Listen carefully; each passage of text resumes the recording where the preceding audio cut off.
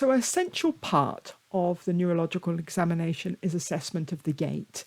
And this is normally done outside on a non-slip surface on a loose lead to allow the animal to be as relaxed as possible.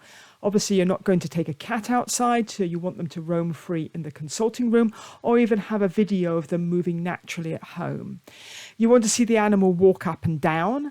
Again, don't have them tight on to heel. You're looking for normal placement of feet. Try to get them to do some more complex activities, especially circling, because if they can't cross their feet normally, may knuckle over or not be able to cross them and pivot instead, then that may suggest weakness or a neurological deficit.